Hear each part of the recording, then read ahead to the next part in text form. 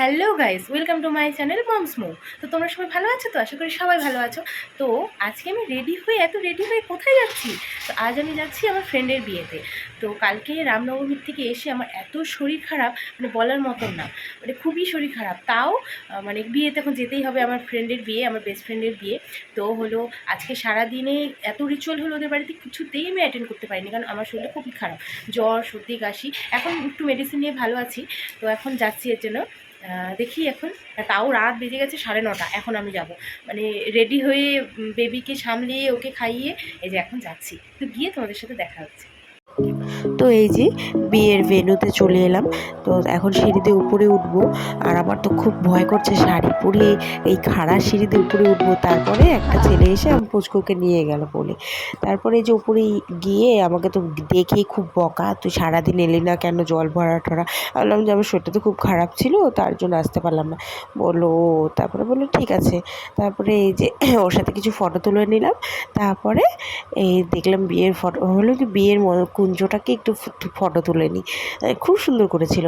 তারপরে আগে চলে এলাম আমি ফুচকা খেতে।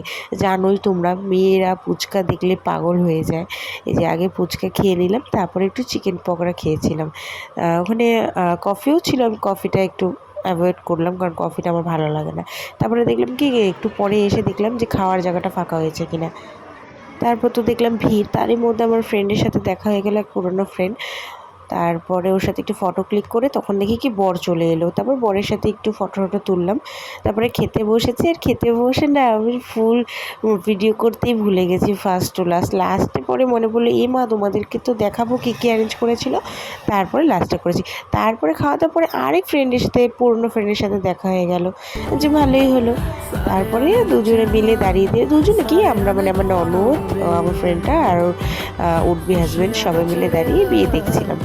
তো দেখি এখন এই যে মালা বদল হচ্ছে, তো ঘুরোচ্ছে, তো সেই ব্যাপার আমার বিয়ের কথাগুলো মনে পড়ে যাচ্ছে, যে আমারও এরকম করে বিয়ে হয়েছিল। এই মালা বদল, সেই পুরোনো দিনের কথা মনে পড়ে যায়। যাই হোক, তো বিয়ে দেখছিলাম, বেশ মজা লাগছিল। তো দাঁড়িয়ে দাঁড়িয়ে দেখছি।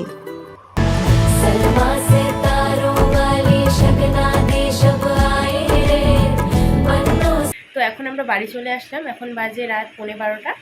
তো আমরা তো গেলামও দেরি করি না, 9:30টার সময় গেলাম। এই জন্য ভাবলাম কি একটু বিয়েটা দেখে নিই, তারপরে বাড়ি যাই। বাড়ির কাছেই, একদমই কাছে, তার জন্য একটু দেরি করে আসলাম আর কি। তো তোমাদের ভিডিওটি কেমন লাগলো অবশ্যই জানাবেন, আর যদি ভালো লেগে থাকে তো অবশ্যই পেজটিকে সাবস্ক্রাইব করে দেবেন, আর লাইক কমেন্ট শেয়ার করে দেবেন।